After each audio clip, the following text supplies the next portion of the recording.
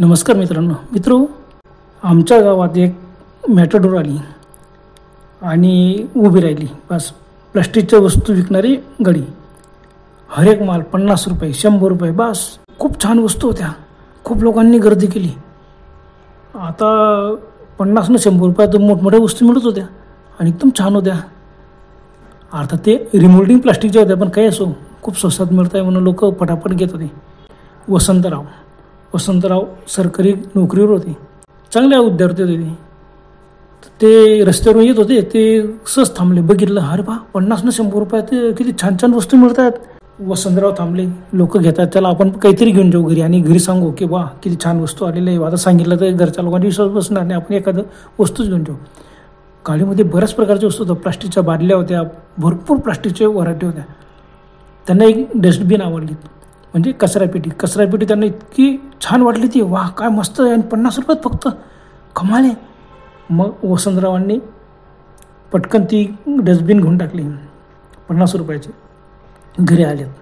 आता वसंतरावांच्या मिसेस म्हणजे मीनाबाईनी त्यांनी ती दाखवली. बघा तिथं पुढे रस्त्यावरती की नाही एक गाडी आलेली मॅटाडोर. तिथं हर एक माल मस्त 50 रुपये 100 रुपये किमतीचे फक्त. बस तुम्हाला वाटलं तुम्ही जा, परत घेऊन या. बघा मी आणली. आता डस्टबिन बघता बरोबर मीनाबाईंना खूप आवडली. सर्वांना आवडली. घरात 2 मुलं होतं, 1 मुलगी होती. आता ते कालच शिकवत होते तिघं. त्यांनी पाहिलं तर म्हणजे पप्पा इतकी छान वस्तू आहे, आम्ही एकच वस्तू का आणली, जास्त आणायला पाहिजे होत्या. वसंतराव म्हणाले, अहो जास्त वस्तू काय, तुम्ही जा, तुम्हाला जे पाहिजे ते घेऊन टाका, जा तुम्ही लवकर. बस मग मीनाबाईंना एकदम आनंद झाला. मीनाबाईंनी लगेच गेल्या आणि थोड्या वेळाने आल्या. त्यांनी 5-6 वस्तू घेतल्या त्या छानपैकी, 50 रुपयाच्या काही 100 रुपयाच्या. ते एकदम खुश झाले. काय सुंदर वस्तू आणि एकदम स्वस्त. बस आले, घरात ठेवले. पण वसंतरावांनी जे स्वतः वस्तू आणली ती डस्टबिन, ती त्यांना खूप आवडली ती. मग त्यांनी काय केलं, त्यांचा मोठा प्लॉट होता, गार्डन वगैरे. त्यांनी घराच्या बाहेर गार्डनमध्ये ती डस्टबिन ठेवून दिली. एकदम सुंदर डस्टबिन. असं वाटायचं की काय इतकी सुंदर वस्तूला सुद्धा डस्टबिन करायचं, कचरा पेटी, इतक्या सुंदर वस्तू कचरा टाकायचा. वसंतरावांना काय आवडत नव्हतं. मग ते मीनाबाईंना म्हणाले, अगं किती सुंदर वस्तू येते आणि तिला काय कचरा पेटी करायचं त्याचे. मग मीनाबाईंनी मिसकले म्हणा, अहो मग असं करा ना, तुमच्या टेबलावरच ठेवा शोपीस म्हणून. हां, पण ते त्यांना काही बरोबर वाटलं नाही. अहो जरी ठेवलं तरी ती सुंदर दिसत असली, तिचा कलर वगैरे खूप छान आहे, परंतु शेवटी आहे काय ती कचरा पेटी म्हणजे डस्टबिन. नाही ती इथंच ठेवलेली बरी, घराच्या बाहेर गार्डनमध्ये घराच्या बाजूला त्यांनी ठेवली. पुन्हा वसंतराव यायचे, ते डस्टबिन पाहिजे, एकदम खुश व्हायचे. बाकीच्या प्लास्टिकच्या वस्तू घरात भरपूर होत्या त्यांनी आणलेल्या, पण ते त्यांना काय वाटायचं की एवढे 50 रुपयात एवढी स्वस्त डस्टबिन, काही असो पण मस्त आहे, ते दिसायला सुंदर आहे. त्यांना खूप आवडायची. अधूनमधून यायचे, बघायचे त्याला. आता 7-8 दिवस निघून गेले. एक दिवशी मीनाबाईने म्हणाला का, हो तुम्हाला ती डस्टबिन फार आवडलेली आहे, तुम्ही म्हणून का तिच्याला कचरा रोज फेकून देतात का, तुम्ही विल्हेवाट लावून टाकता का त्या कचऱ्याची. आता वसंतराव म्हणाले, अहो तसं नाही, मला डस्टबिन आवडली, मी नेहमी ती डस्टबिन बघतो, परंतु म्हणून का मी तिच्याला कचरा फेकायला बाहेर जाणार का. आणि नगरपालिकेची गाडी येतेच, मुलं वगैरे टाकून देत असतील कचरा. तर मीनाबाईने म्हणाला, हो मी रोज कचरा टाकते, पण जेव्हा मी कचरा टाकायला गेले सकाळी, दिवसभर मी कचरा टाकते, भरलेला असतो, सकाळी झालं तर कचरा काय. मग दोघं मुलगा मुलगी आता ते कॉलेज जाणारे होते, अभ्यास करणारे, त्यांना विचारलं तुम्ही कचरा फेकतात का बाहेर. तर नाही आम्ही नाही कचरा फेकत, आम्ही आमच्या अभ्यासात असतो, आम्ही तर एक दिवस मी कचरा वगैरे काहीच फेकला नाही आम्ही.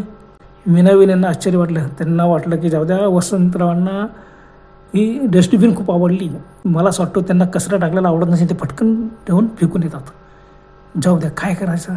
मग मीनाबाईंनी काही लक्ष दिलं नाही. मग वसंतराव पण खुश होते, पण वसंतराव विचार करायचे की आपल्या मिसेस कचरा फेकायला जात नाही, मुलं जात नाही, आपण जात नाही, मग कचरा जातो कुठं, कोण फेकतो, ते विचार करू लागले. घराच्या बाहेर आले, बागेत गेलं का लगेच वसंतराव त्या डस्टबिनकडे पाहिजे, एकदम खुश व्हायचे. ती उघडायचे, पाहिजे स्वच्छ डस्टबिनमध्ये काहीच नाही, कचरा नाही, काही नाही.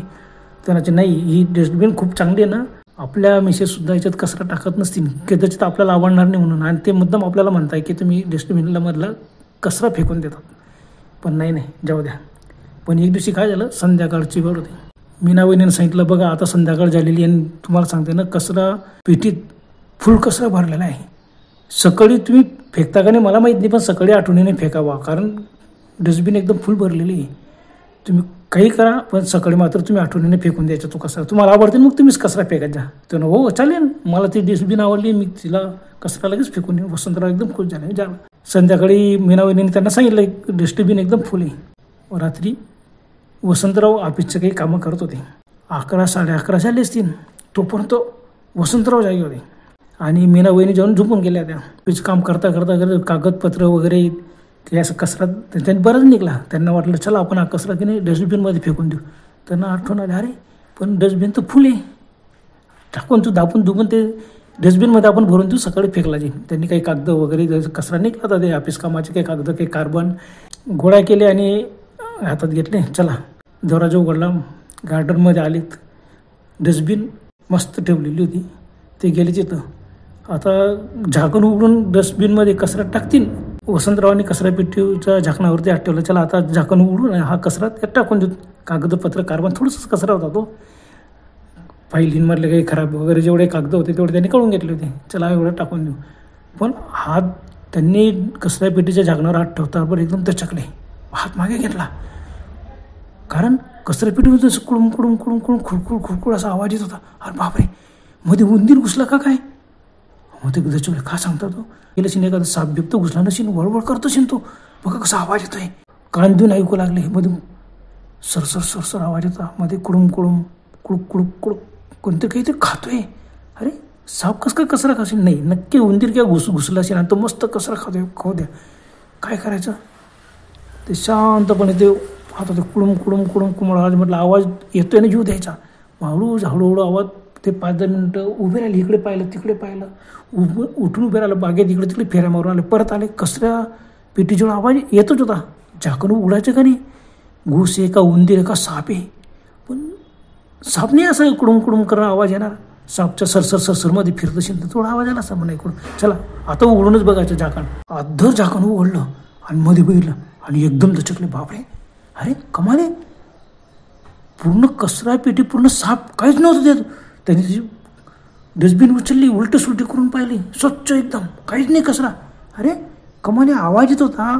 मग मध्ये काही उंदीर, काहीतरी उंदीर, घुस, साप काहीतरी दिसायला पाहिजे नव्हतं ना, काहीच नाही. बस डस्टबिन घेऊन इकडे तिकडे उलटी करून सुलटी करून बघता येते, काहीच नाही. अरे बापरे कमाल आहे. मग त्यांनी त्याचे कागदपत्र, जे कचरा होता कागद, काही कार्बन आणि जो बिग फाईलींचे काही दोरे वगैरे असं काही बराच कचरा होता ऑफिशियल कामाचा, ते त्यांनी कागद वगैरे फोडून टाकले. ते तो सर्व कचरा घेतला, त्या डस्टबिनमध्ये टाकला आणि झाकण लावून घेतलं. ते विचार करू लागले का, अरे मी ना म्हणाली होती की डस्टबिन फुल आहे, सकाळी फेकून द्या. कदाचित तिने काय केलं असेल, आपली मजा घेतली असेल, ती कचराच टाकत नसेल त्याच्यात. जाऊ द्या, काही करा. वसंतरावांनी विचार केला की जाऊ द्या. ते वळले पुन्हा त्यांना खुरखुर असा आवाज आला. एकदम दचकून बघतो तर ती डस्टबिन अशी हालत होती. अरे, आणि जवळ आले, उभे राहिले, कानोसा घेतला, मधून आवाज येत होता, कागद खातोय कोणीतरी. अरे उंदीर होता मध्ये का घुस होती? अरे उंदीर का तर घुस होती, मग आपल्याला दिसली कशी नाही? काहीतरी कुळून खातोय, कागदाचा आवाज येतोय, कागदामध्ये मध्ये फिरता येत आहे, कोणती ते कागद खातोय असं आलं. ते शांतपणे पाहिलं. थोडंसं त्यांना भीती बी वाटली आणि थोडंसं अंगाला काटे पण आले. कसं शक्य आहे? मध्ये काय आहे? मग आपण बघितलं ते आता काहीच नव्हतं. बरं जाऊ दे. मग आवाज हळूहळू आवाज येतच होता आणि ती डस्टबिन मस्त अशी डोलत होती. अरे म्हणजे डस्टबिनमध्ये काहीतरी आहे. थोडा वेळाने तो आवाज बंद झाला, शांत वातावरण. वसंतरावांनी ते डस्टबिनचं झाकण उघडलं. झाकण उघडताना ते पुन्हा दचकले, कारण डस्टबिन पूर्ण खाली, काहीच नाही. उंदीरनी त्यांनी टाकलेलं कागद आणि कार्बन कागद होते, काहीच नाही मध्ये. कमाली, एवढा कचरा आपण टाकला थोडासा, एक कण सुद्धा नाही तिथं. पुन्हा त्यांनी डस्टबिन उचलली की डस्टबिनला खाली छिद्र नाही, खाली तर काही नाही, खाली फरशी होती, त्याच्यावरती डस्टबिन ठेवलेली होती. बापरे, हे काय का आश्चर्य. मग त्यांना थोडंसं शंका आली, काय आहे, काय बुरसचे. आता रात्री 11:30 पावणे 12 झालेले होते. तू विचार कर, तू बरं थोडसा भीती बी वाटली, अंगाला काठी बी आला, घाम आला. बापरे, हे डस्टबिन आहे का काय आहे? काय रस्ते हे? काय असे बी डस्टबिन? संशोधन का नगरपालिकेने संशोधन केलं की असं डस्टबिन ठेवायचं की घंटागाडी फिरवायचं कामच नाही. त्या डस्टबिनमध्ये वस्तू टाकली का डायरेक्ट गायब आणि आपण जिथं मोठं उकिरडा असेल ना त्या ठिकाणी चाललं जात असेल. ते हा विचार डोक्यात आला आणि वसंतरावांना असं पण आला, अरे का कमाल आहे, आपण काही विचार करतो, एवढं संशोधन कोण करणार आहे वास्तव जमान्यात. आणि असले बी तर नगरपालिका असं वापर करील का? त्यांना गाड्या लावायला वगैरे खर्चाला तर चान्स काय राहील? मग फक्त एकदा डस्टबिन वाटून दिली का संपलं. मग रोजच्या कचरा गाड्या कसं काय फिरवायच्या? बरोबर आहे. जाऊ द्या, काही बी आपल्या डोक्यात विचार येतात. मग वसंतराव घरात आले, बघितलं मुलं अभ्यास करत होती. आता 12 वाजले होते रात्रीचे. बेडरूममध्ये गेले. बेडरूममध्ये मीनाबाईंनी शांत झोपलेल्या त्या, मस्त पंखा चालू होता. ते आलेत त्यांच्या रूममध्ये आलेत. तिथं ते कामं वगैरे करायचे, टेबल खुर्च्या सर्व ऑफिशियल काम तिथं करायचे. ते घरी बरेचसे काम आणायचे ते, आणि ते त्यांची स्पेशल रूम होती. ते बसले, विचार करू लागले की कसं शक्य. हातात टाकला आणि थोडा आवडात आणि ती डस्टबिन हालत होती. कुडूम कुडूम आवाज येत होता, मध्ये कागदांचा आवाज येत होता, कागद फिरवण्याचा, जसं काही उंदीर कागदांवरून कुदतोय. काहीतरी रहस्य आहे. चला आपण पुन्हा काहीतरी प्रयोग करू. त्यांना त्यांची झोप तर लागतच नव्हती, झोप तर उडूनच गेली होती. झोपेचा टाईम झाला होता तरी. मग त्यांनी काय केलं, 4-5 त्यांच्या रिकाम्या बाटल्या होत्या, त्या बाटल्या घेतल्या काचेच्या. नंतर काही 1-2 चमचे होते लोखंडी मोठमोठे, ते चमचे घेतले. आणि तोपर्यंत लोखंडाचे काही 1-2 तुकडे त्यांना दिसले, ते पण त्यांनी उचलले. चला आता हे टाकून बघू याच्यात काय होतं. उंदीर असून घुस असेल तर लोखंड खातो का, काचेच्या बाटल्या खातो का.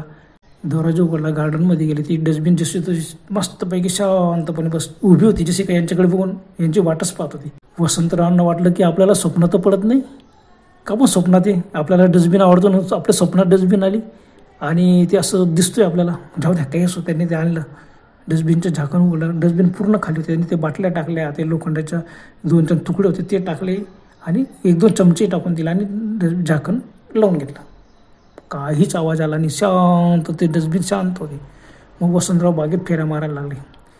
नाही काय, आपण तर थोडा वेळ बघू, काहीतरी रहस्य आहे. ते इकडे तिकडे फिरताय, इकडे तिकडे फिरताय. फिरता फिरता काय झालं, 5 मिनटं झाले, 10 मिनटं झाले. त्यांना आपल्याला स्वप्न पडलं की आपल्याला भास झाले असतील.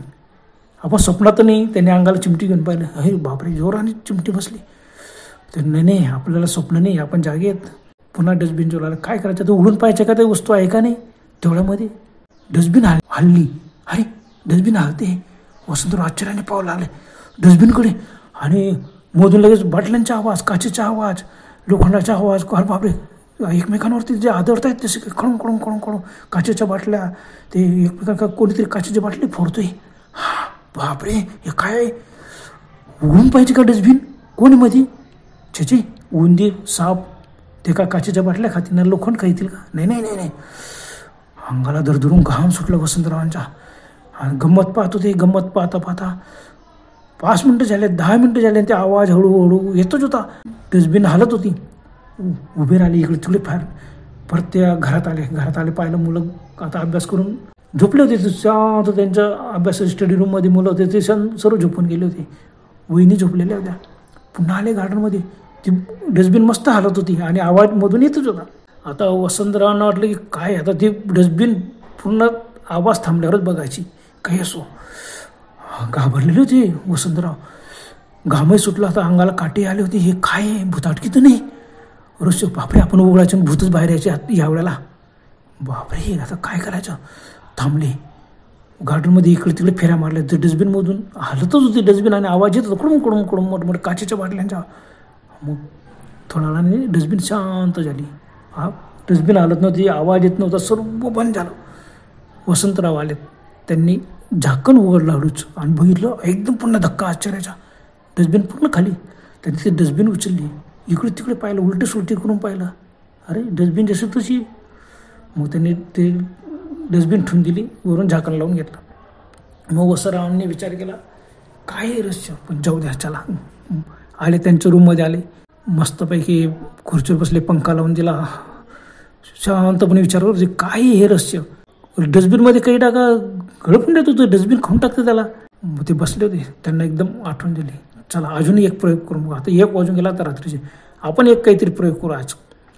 ह्याचं रहस्य आज शोधूनच काढू. ते काय स्वप्न आहे का काय आहे, काय समजत नाही आपल्याला. मग त्यांनी काय केलं, त्यांच्यावर बरेच फोटो होते. एक फोटोमध्ये साहेबांच्यावरती उभे आहेत असा फोटो होता, हस्तोलंदन करतायत. मग वसंतरावांनी विचार केला, हे साहेब फार खडूस आहेत, फार आपल्याला त्रास देतात. कार्यक्रमामध्ये कसं मस्त आपलं असे हस्तोलंदन करताय, मस्तपैकी गप्पा करता, मजा करता, पण खूप त्रास देता ना, या साहेबांच्या काटाच काढा पाहिजे. आणि वसंतरावांच्या साहेबांचं कधीच पटायचे नाही आणि नेहमी त्यांचं भांडणं व्हायचे, पण ते मिटून द्यायचे. परंतु वसंतरावांना असं वाटायचं की साहेबांमुळे आपली प्रमोशन होत नाही, आपल्याला प्रगती होत नाही, हा साहेब फक्त खडूस आहेत, याच्यामुळे हा फार त्रास देतो आपल्याला, याच्या काटा काढून कळायलाच पाहिजे. मग त्यांनी तो फोटो घेतला, कैची घेतली आणि बरोबर असा फोटो कापला, फक्त साहेबांचा फोटो. वसंतराव बाजूचे सर्व लोक संपूर्ण फोटो कापून काढला, फक्त साहेबांचा फोटो. आता हा फोटो टाकू बरं, फोटो काय करतो डस्टबिन. मग वसंतरावांनी तो फोटो घेतला, लहानसा फोटो, मस्त बाहेर आलेत, सर्व आता शांत झालं, सर्व झोपले ते गेलेत. आणि डस्टबिन उघडली, डस्टबिनमध्ये तो फोटो टाकला, झाकण लावून घेतलं, उभे राहिलं. पण काही मध्ये आवाज आला नाही, कारण एकच फोटो लहानसा, काय आवाज येणार आहे. ते जाऊ दे, आता सकाळी बघू काय झालं त्या फोटोचं. सर्व दरवाजे वगैरे बंद करून घेतले, लाईट बंद केला, बेडरूममध्ये गेले, शांतपणे झोपून. पण त्याला झोप येत नव्हती, हे रहस्य काय स्वप्न पडलं आहे आपल्याला. जाऊ जे असेल ते मस्त शांत झोपून गेले. सकाळच्या उठले, आता त्यांना वाटलं काय काय रहस्य आहे, आपण रात्री स्वप्न बघितलं का. ते गेलेत, डस्टबिन उघडली, काहीच नव्हतं डस्टबिनमध्ये. मग त्यांच्या स्टडी रूममध्ये आले, तिथं काही काही बाटल्या होत्या, त्यांचे जे चमचे होते काही लोखंडाचे, एक दोन बारीक बारीक असे वस्तू पडलेल्या होत्या, ते बघितल्या, त्या जागेवर नव्हत्या. अरे गेले कुठं. मग आपल्याला स्वप्न नव्हतं, नक्कीच आपण त्या काचेच्या बाटल्या ते लोखंडी वस्तू त्यात टाकल्या आणि ते डस्टबिनने खाऊन टाकल्यात. वसंतरावांना खात्री झाली की काहीतरी आहे डस्टबिनमध्ये. बस तोंड वगैरे धुतलं, कोणाला काहीही बोलले नाही घरात की डस्टबिनचं रहस्य त्यांना समजलं आहे, पण त्यांनी सांगितलं नाही अजून एखादा आपण प्रयोग करून बघू का होतो. झाला, त्यांनी तयारी वगैरे केली, चला आता आपण ऑफिसात जाऊ, दिवसभर काम करू आणि मग येऊ, आज रात्री बघू पुन्हा काय त्या डस्टबिनचं काय रहस्य आहे, असं ते विचार करत. ते विसरून बी गेले की साहेबांचा फोटो आपण त्या डस्टबिनमध्ये टाकलेला आहे. चहा नाश्ता झाला, ऑफिसाला जायला निघाले.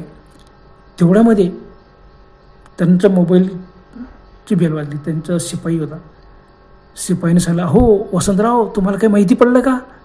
वसंतराव त्याचं, हो काय झालं. अहो काल रात्री की नाही 1-1:30 वाजताचा टाईम होता आणि आपले साहेब गेले तो. हां. वसंतराव म्हणा, अहो कुठे गेलेत, अचानक कुठे गेले, ते गावाला गेलेत का, कुठे गेलेत. अहो साहेब, अहो आपले जे साहेब होते ना ते रात्री मेलेत. हां, कसं काय मेलेत, का कुणाच ठाऊक बाबा. 1-1:30 वाजता की नाही ते एकदम झोपलेले होते, एकदम खडबडून उठलेत आणि मोठमोठ्याने ओरडायला लागलेत, मोठमोठ्याने किंकाळ्या मारायला लागलेत, मला कोणीतरी चावतंय, मला कोणीतरी चावतंय, आणि खोलीभर कुदायला लागले. सर्व उठले त्यांच्या घरातले आणि बघतात तर ते उड्या मारता मारता धडकन जमिनीवर पडले आणि काय लगेच मरून गेले होते आणि मेले. तर मी त्याच्यापेक्षा मोठ्या आश्चर्याची गोष्ट अशी की सर्व घरातले घाबरले, त्यांना तसं उचलून बेडवर टाकलं, डॉक्टरांना बोलवलं, डॉक्टरांना सांगितलं ते मेलेले आहेत. आणि डॉक्टर गेले आणि काय नाही. डॉक्टर गेल्यावरती आता 15-20 मिनटं झाली असेल डॉक्टर जाऊन. मग यांचं लक्ष गेलं की काय असं कसं का अचानक वारलेत. डॉक्टरनं सांगितलं की त्यांना काहीतरी अटॅक वगैरे आलेला आहे, म्हणून ते अटॅकमुळे ते गेलेत. बस त्यांना काहीतरी भयानक स्वप्न पडलं आणि त्या स्वप्नात ते घाबरलेत आणि त्याच्यात ते गेले, ते जग सोडून. बस डॉक्टर निघून गेले. आजूबाजूचे लोकही गोळा झाले, सर्व बघता. मग त्यांनी पांघरून वगैरे देऊन दिलं. सर्व रडारड चालू होती रात्री. 15 मिनिटानंतर यांचं एकदम लक्ष गेलं की ती चादर वगैरे खाली बसून गेली. कोणीतरी ती चादर उचलली, बघतात तर साहेब एकदम बोंबेलसारखे एकदम सुकून गेले, फक्त हाडकं आणि कातडी एकदम चिपाड सारखं, जसं काही ऊसाचं चिपाड.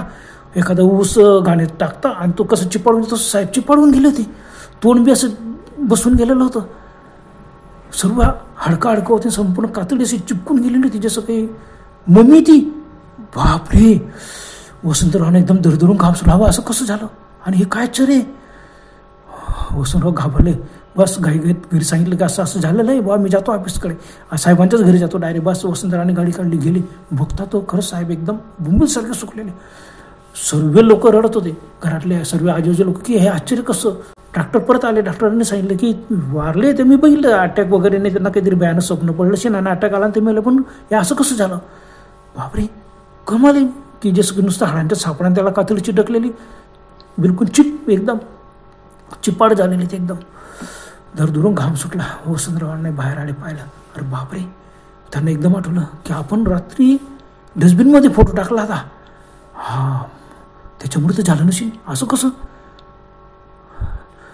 थरथर कापायला लागले, घाम सुटला त्यांना.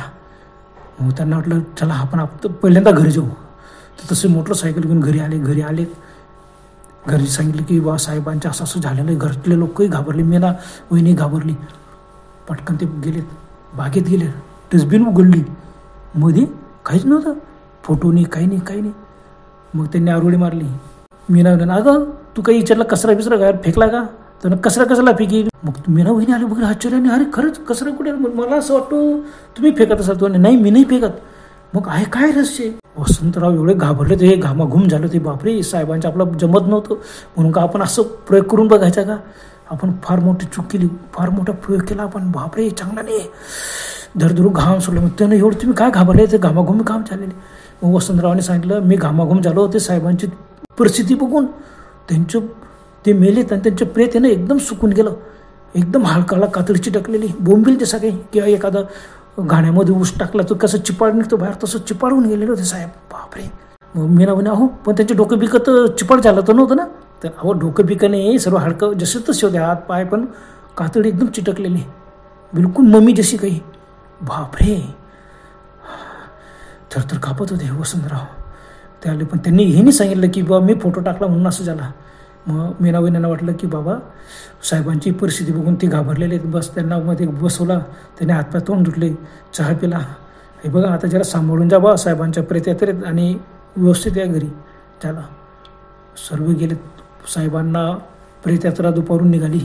सर्व आटोपला विधी मार्ग. सर्व आश्चर्यचकित झाले होते की साहेबाची चिपाड कसे झालेत. बस 4-5 दिवस वसंतरावांना झोप आली नाही की काय डस्टबिन आहे. मीनाबाईंनी रोज कचरा टाकायचे, रोज गायब व्हायचं. मीना म्हणायचे वसंतराव फेकता, पण वसंतरावांनाही माहिती होतं की हे डस्टबिन जे बी टाकलं ते खाऊन टाकते. 5-6 दिवसानंतर वसंतराव थोडंसं धीर आला. चला काही असो, जाऊ दे आता. आपलं साहेबांचं पटत नव्हतं. साहेब खरंच खडूस होते आणि साहेब मेलेत ना, बऱ्याच लोकांना ऑफिसात आनंदच झाला होता की फार खडूस होते व फार त्रास द्यायचे ते. पण त्यांची मौत अशी व्हायला नको होती. सर्व हळहळ करायचे. 7-8 दिवस कशी निघाले समजलं नाही. मग वसंतराव थोडंसं शांत झाले. त्यांनी विचार केला की अरे ही डस्टबिनचे रस्ते कोणाला सांगायचे. अरे बाबा बरं आहे, आपले बरेच दुश्मन आहेत आयुष्यात, काही नातेवाईक आहे, काही मित्र आहे, काही बऱ्याच लोकांनी आपल्याला त्रास दिला. आपण असं करू, त्यांचे फोटो कुठून ना कुठून मिळवायचे, कसे बी मिळवायचे आणि ते फोटो याच्यात टाकायचे, बघू काय होत होतं. मग त्यांनी हळूहळू सुरुवात केली. 1-2 त्यांचे दुश्मन होते खूपच, त्यांचे कट्टर दुश्मन, त्यांचे फोटो त्यांनी मिळवलेच आणि ते फोटो टाकले. आणि काय आश्चर्य, फोटो टाकले का त्या रात्री ते लोक एकदम खळबळून उठायचे, मोठमोठ्या ओरडायचे आणि पडायचे खाली जमिनीवर. आणि थोड्या वेळानंतर त्यांचे पण चिपडून द्यायचं, पूर्ण शरीराचं चिप. बापरे. वसंतरावांना साहेब गेले त्यावेळेला ते थोडंसं दुःख झालं, पण आता त्यांचे शत्रू एक एक त्यांनी मारायला सुरुवात केली ना, त्यांना खूप आनंद झाला. अरे वा काय मस्त आहे. आता ही डस्टबिन आपण पोलीस स्टेशनला द्यायची का? अरे गुन्हेगारांना केला फोटो काढायचे आणि टाकून द्यायचे. नाही तर आपण असंच करू, कोणाचे बी गुन्हेगाराचे फोटो आला का टाकून द्यायचं, काय होतं बघू. झालं. वसंतरावांनी मग तसंच केलं. काही पेपरमध्ये कुविख्यात गुंड यांना आपण पाहिलेत का, त्यांना वर बक्षीस लावलं, तर बस अशांचे फोटो घेतले, कातरण कापलं, ते फोटो डस्टबिनमध्ये टाकला. 2-3 दिवशी बातमी यायचीच की तू अचानक मेला आणि तू चिपाड झाला. अरे बापरे. गावामध्ये सगळीकडे पसरलं की हा कुठला तरी आजार आहे, लोक मरतात आणि 15-20 मिनटं जास्तीत जास्त अर्धा तास 1 तासामध्ये असे एकदम सुकवून जातात, एकदम चिप, हाडकं आणि कातडी एकदम चिपाड. बापरे. वसंतरावांना खूप आनंद झाला. नाही पोलीस स्टेशनला द्यायची काय जरुरी आहे, आपण एक गुन्हेगाराच्या काटाकडून. पण आपल्याला काय माहिती काही काही गुन्हेगारांचे फोटो कुठून मिळणार आहे आपल्याला. पोलीस स्टेशनलाही डस्टबिन द्यायला पाहिजे, पण आपण डस्टबिन दिली त्यांनी आपल्यालाच पकडायचं. नको नको असं काही भानगडीत, पोलीस स्टेशनच्या भानगडीत पडायचंच नाही. जाऊ द्या, जे ते असं जाऊ द्या. मस्तपैकी आपण एक जो बी कोणी दुश्मन असेल ना त्याच्या काटाकडे झालं. आता 2 महिने होऊन गेले. गावात सरी चर्चा की खूप लोक मरत आहेत, पण अशा पद्धतीने कसं का मरता. बऱ्याच डॉक्टरांनी विचार केला, त्यांनी याचं संशोधन करायला पाहिजे, असं करायला पाहिजे, काहीतरी हा कुठला तरी भयानक आजार आहे. आता काहींचे पोस्टमॉर्टम झालं, ते रिपोर्टसाठी ते संशोधनासाठी त्यांनी बरेचसे काही पाठवून दिलेत की बा कोणता आजार आहे असा की गावामध्ये अचानक लोक मरतात. चांगले मनुष्य फिरणारे धडधाकड आजारीने काही नाही ते एकदम मरून जात आहेत. वसंतरावांना खूप आनंद यायला, हसू पण यायचं, आनंद बी व्हायचा की चला आपण एकेका दुश्मनाच्या काटा काढतोय. त्याला 2-3 महिने निघून गेले आणि मीनाबाईंनी काही विचार करायचे नाही. दिवसभर कचरा टाकून द्यायचा, रात्रीतून गायब होतो. त्यांना सगळे नाही फेकून येतात. यांना ते डस्टबिन खूप आवडते आणि खरंच डस्टबिन एकदम मस्त, एकदम सुंदर डस्टबिन होती. ते डस्टबिनकडे बघितल्यावर असं कोणाला वाटायचं नाही की कचरा टाकायला. वसंतराव एकदम खुश होते. मग त्याला पहिल्यांदा आपण आपले जेवढे बी दुश्मन असते ना त्यांच्या काटाकडून मग आता बरेच लोक मेले, काही गुंड बी मेले. त्यांनी पेपरात कातरण वगैरे त्यांना वाटायचं की पोलीस स्टेशनला जायचे आणि गुंडांचे फोटो घ्यायचे. पण कसं मागणार पोलिसांकडे, जे पेपरात वगैरे आले ते त्यांनी प्रयोग करून पाहिलं, ते 5-6 गुंड असेच मेले होते. मग वसंतराव खूप खुश होते. चला असं बी आपण गेलो होतो, कोणी आपल्यावरती विश्वास ठेवणार नाही. ही डस्टबिन कशी आहे झाला. एक दिवशी गायला संध्याकाळची वेळ 8-9 वाजलेच तीन. वसंतरावांनी सहज बघितलं तो हॉलमध्ये त्यांचा एक मस्त फोटो लावलेला होता. तो फोटो जागेवर नव्हता. त्यांनी सहज विचारलं, अगं मीना माझा फोटो कुठे गेला, इथं हा फोटो कुठे गेला. मग मीनावीने ना, हो एक तर फोटो जुना झालेला होता. तो काय झालं, जुना झाला म्हणून तू का काढून टाकायचं का. हो तरुणपणात मी किती सुंदर दिसत होतो, किती मस्त फोटो होतो तो, आणि तो तू कुठंच टाकून दिला. त्यानं जेव्हा टाकून काय ते घर झाडताना काय झालं, माझा धक्का लागला, तो खाली पडला, ती फ्रेम फुटून गेली काचेची. मग मी काय केलं, ते सर्व उचललं आणि सीधं डस्टबिनमध्ये टाकून दिलं. बाबा काय करायचं. हा त्या एकदम जागच्या जागी यांच्या अंगाला एकदम धडकीच भरली ना. वसंतराव कुठं तू डस्टबिनमध्ये टाकला. आता रात्रीचे 8 वाजले, ते पळतच गेलेत. हो काय झालं एवढं काय ते जुन्या फोटोवर प्रेम करता. अहो फोटो बी जुना होता, ब्लॅक अँड व्हाईट होता तो, काय मस्त तुम्ही लावून दिलेला होता. आणि ते काचेची फ्रेम ती फुटून गेली. काय ती टाकून दिलं मी डस्टबिनमध्ये. पण नाही, वसंतराव तसेच पळत आले. त्यांनी डस्टबिन उघडली. डस्टबिनमध्ये काहीच नव्हतं. आता रात्र झाली होती. डस्टबिनमध्ये कचरा नाही, तर फोटो नाही, फ्रेम नाही. ते परत आलेत आणि मीनाबाईनी हॉलमध्येच होत्या. त्यांनी विचारलं, खरंच मीना तू खरंच माझी मजा नको घेऊ, तू डस्टबिनमध्ये खरंच माझा फोटो टाकला का. मीनाने हो डस्टबिनमध्ये तर फुटलेला काच बीच सगळी जुनी पुराणी फ्रेम होती, मी सरळ खरंच टाकला. मी तुम्ही खोटं नाही बोलणार तुमच्याशी. वसंतराव काय बोला समजून थरथर कापत होते, घाम झालेले. कसे तरी ते खुर्चीवर बसले. मीना नाव काय झालं, तुम्ही एवढं घाबरायचं काय करा नाही, मी खरंच ते टाकलं ना त्या डस्टबिनमध्ये. आता काय करणार, मुलं गोळा झाले. 2 मुलं, मुलगी आली. अहो पप्पा काय एवढं तुम्ही घाबरलेले आहेत, काय झालं. आता काय बोला, त्यांना शब्दच फुटत नव्हता. तेवढ्यात वहिनीने पाणीचा ग्लास आणला, त्यांना तिला पाणी पिलं. मग त्यांनी सांगितलं, बाबा रे अहो ती डस्टबिन साधी नव्हती, एकदम भयानक डस्टबिन होती ती. मग मुलं म्हणाला, पप्पा पण ती भयानक होती, पण कसं काय सांगता तुम्ही. मग वसंतरावाने सर्व गोष्ट सांगितली. असं झालं बुवा. आतापर्यंत जे लोक मेले ना, ती डस्टबिनची करामती जे झालं ते सर्व सांगितलं, पण हे रहस्य मी तुम्हाला सांगितलं नाही. बापरे, सगळ्यांच्या अंगाला काटा आला. मग मीनावीने डोळे भरून पाहत होते, सर्व मुलं पाहत होते. वसंतराव म्हणाले, आता बापरे माझं कसं होईन. आणि डस्टबिनमधला फोटो बी गायब झाला, त्या डस्टबिनने खाल्ला. आता मी मरणार बस असं म्हणत ते उठले. आणि ते उठले एकदम ओरडलेत, बापरे मला कोणीतरी खातोय. सगळ्यांनी वसंतरावांना धरलं, असं आणलं आणि पलंगावर टाकलं. नाही झोपा तुम्ही शांतपणे, यांच्या डोक्यावर परिणाम झाला. डॉक्टरांना फोन लावा, बोलवा डॉक्टरांना. पटकन डॉक्टरांना फोन लावला की बा यांना काहीतरी हे घाबरलेले आहेत, तुम्ही ताबडतोब या. बस फॅमिली डॉक्टर होते. तो म्हणे मी येतो, 10 मिनिटात येतो. बस आता त्यांनी टाकलं. ते थरथर कापत मोठमोठं ओरडत होते, मला कोणीतरी खातोय. आता सर्व घाबरले की खरंच वसंतरावांनी सांगितलं तसंच नसेल तर. त्यांनी सांगितले मी असं आणि खरंच त्यांनी ज्या लोकांचे नावं सांगितलं ते खरंच मेले होते. काही त्यांचे कट्टर दुश्मन होते ते बी मेले होते आणि चिप्पाड झाले होते. बस आणि काय वसंतराव हातपाय झाडायला लागले आणि अचानक मोठ्याने किंकाळी मारली आणि धाडदिशी पलंगावरून खाली उडी मारली त्यांनी आणि जमिनीवर पडता बरोबर त्यांची प्राणज्योत मालवली. बापरे, सर्वांनी त्यांना तसं उचललं, पुन्हा पलंगावर टाकला. आता त्यांचे हातपाय हलणं बंद झालं होतं. डॉक्टर आले, तर डॉक्टरने तपासलं. डॉक्टरने सांगितलं, बाबा गेले तुम्हाला सोडून गेले. असं हा कोणता आजार निघलाय काय माहिती, गावामध्ये खूप लोक असेच मरता आणि थोड्या वेळात त्यांचं चिपाडून देतो. बापरे, आता यांचं काय होईल ते असं म्हणताय. तर जे होईल ते मग सर्व रळारळ बोंबला आजूबाजूच्या लोक गोळा गेले. त्यांच्या ऑफिसच्या लोकांना फोन केलं, ते आलेत. आता वसंतरावांचं काय होईल. काही नाही, अर्धा पाऊण तास झाला आणि खरंच वसंतराव एकदम असे हळूहळू जसे फुग्यातून हवा जातं ना तसे हळूहळू असे बारीक व्हायला लागले. बापरे, सगळे डोळे विस्फोरून पाहत होते आणि 10-15 मिनिटामध्ये एकदम चिपकून गेले. ते एकदम हाडाला कातडी संपूर्ण हाडकांना चिटकून गेली. सर्व थरथर कापत होते. आता तर मुलांनी सांगितलं, वहिनींनी सांगितलं लोकांना की ती डस्टबिनच्या सर्व आले. ते डस्टबिनला कोणाचा हात लावायची हिंमत नाही. अहो ही डस्टबिन किती सुंदर दिसले. एक मनुष्य झीट होता, तो गेला, त्यांनी डस्टबिन उघडली, पाहिलं. अहो डस्टबिन पूर्ण खाली डस्टबिन, काहीच नाही तिच्यात.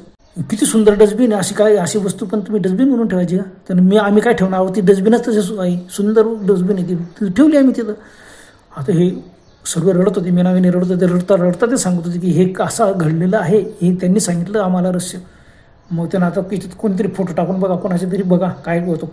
पण कोणाची हिंमत झाली नाही रे बाबा, ही डस्टबिन काय सांगता तो खरंच तसं झालं तर उन्हे कचरा टाकून बघा. कोणाची हिंमत नाही, काय टाकायचं ना बाबा, काहीच टाकायचं नाही, जाऊया. सर्व लोकांना वाटलं, आश्चर्य वाटलं, सगळीकडे बातमी पसरली की डस्टबिन खतरनाक आहे. मग कोणी ती डस्टबिनला की नाही जाळून टाका. वसंतरावांच्या आधी ती डस्टबिन जाळायला पाहिजे. झालं, लोकांनी लगेच ती डस्टबिन उचलली आणि मोठा जाळ केला, कावड्या वगैरे लाकडं, आणि ती डस्टबिन आधी फेकली. काय थोड्या वेळाने ती डस्टबिन मोठा स्फोट झाला, मोठा आवाज, जसं काही एखादा बॉम्ब फुटा, सर्व दूर पडाले, सर्वीकडे कोळसा उडाला आणि डस्टबिन हळूहळू जळून नष्ट होऊन गेली. सुटले बॉय सर्वांनी सुटकेचा श्वास सोडला.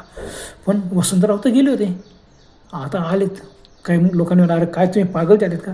अहो घरचे लोक सांगतात, तुम्ही असं सांगता. वसंतरावांनी सांगितलं ते, अहो वसंतराव भीतीमुळे ते त्यांना तसं झालं असेल, ते मेले असतील. आता हे बऱ्याच लोकांचा विश्वास बसला नाही. ते म्हणायचे, काही लोकांना ते बोलले, अहो तुम्ही कशाला घाई गेली, त्या डस्टबिनला आपण संशोधनाला पाठवलं असतं डॉक्टरांकडे. हां, ते पण खरं होतं. काही म्हणाले, बाबा ते जाऊ द्या, ते डस्टबिन नष्ट झाले ना, बरं झालं बाबा, ते खरं का खोटं काय माहीत. मग सर्वांना वाटलं की मीना वहिनी आणि त्यांच्या घरातली 3 मुलं सांगताय, पण खूप रडत होते, खूप आक्रोश झाला. तर सर्व इतकं वाईट घटना घडली होती, पण ते सांगतात ते नक्की सत्य असेल. आणि वसंतरावांनी मरता मात्र हे रहस्य सांगून टाकलं होतं, आणि त्या रहस्य सांगितलं बी होतं. आणि काही लोकांनी ज्यांचा विश्वास होता त्यांनी ती डस्टबिन खरंच जाळून टाकली आणि एकदाची सर्वांची सुटका झाली. आता ही गोष्ट घडली आमच्या गावात, खरं का खोटं विश्वास ठेवायचं का? काही हा निव्वळ योगायोग होता. आणि वसंतरावांनी सांगितलं जे कावडा फांटीवर बसून डंक मोडावी, तसं तर नव्हतं. खरं काय होतं? पण लोकांना असं वाटायचं की हा आजार आलेला आहे आणि लोक असे मरतात. मेल्यानंतर 15 मिनटं, अर्धा तास, कोणी 1 तासात असं पूर्ण चिपून जातो. कोणत्या प्रकारचे आजार असे ना, संशोधनाचा अहवाल येईल का? कधी येईल? पण जाऊ द्या, डस्टबिन तर नष्ट झाली ना, जाळून टाकले लोकांनी ती पूर्ण. अतिशय घाण वास आला होता, ते डस्टबिन जळाले ना, असा वास आला होता सुटला, त्यावेळेला पेट जळाल्यासारखा वास येत होता. ही गोष्ट खरी का खोटी? तसं संशोधन झालं होतं का, भुताटकी होती? काय विश्वास ठेवायचा? बऱ्याच लोकांनी या गोष्टीवर अजिबात विश्वास ठेवला नाही. हा कुठला तरी आजार आलेला आहे, कुठला तरी हा आजार आहे, भयानक आजार आलेला आहे. आणि लोक असे मेल्यावरती संपूर्ण हवा निघून जावं, तसं का फुग्यातून हवा निघावं तसं एकदम चिपून जातात, हलकं फक्त, आणि कातडी चिप, सर्व हाडाला चिटकलेली कातडी, एखादा बोंबीलसारखा किंवा उसाच्या चिपाडसारखं ते होतं. आता हे खरं मानायचं का? आणि मात्र एवढं गोष्ट करी, त्यानंतर ह्या गोष्टीला बरेच वर्ष होऊन गेले, 4-5 वर्ष होऊन गेले असेल. पण तेवढ्या वेळात गावात असा कोणीही मनुष्य मेला नाही, अशा पद्धतीने अशा आजाराने कोणीच मेला नाही. मग ती गोष्ट खरी होती का? त्या काळापुरताच तेवढा काहीतरी तो व्हायरस आला होता आणि तो नाहीसा होऊन गेला. तर डस्टबिन सोबत नाहीसा झाला, डस्टबिन जळाली, तो व्हायरस बी जळून गेला. काय हे असं रहस्य आहे? जगात असे खूप रहस्य असतात, त्या प्रश्नाचं उत्तरच सापडत नाही. असो काही असो, ते डस्टबिन नष्ट झाली ना, हेच बरं झालं. पण खूप मोठी किंमत वसंतरावांना त्याची चुकवा लागली. त्यांनी दुश्मनांचा नाश केला, पण ते सुद्धा तसेच गेले. त्यांनी पण असं करायला नको होतं. पहिली चुकी त्यांनी बॉसचा फोटो टाकला, नंतर दुश्मनांचे फोटो टाकत बसले, काही गुन्हेगारांचे टाकले, तर ठीकच आहे. परंतु वसंतरावांची फार मोठी चूक झाली. त्यांनी जे रहस्य होतं ना, त्या जोडीला जर सांगितलं असतं तर एवढे लोक मेलेच नसते आणि ते स्वतः गेले नसते. असो, काय कोणाला कशी बुद्धी होईल काही सांगता येत नाही. बरं तर मित्रांनो, आजपर्यंत एवढंच. पुन्हा भेटूया लवकरच. तोपर्यंत गुड बाय.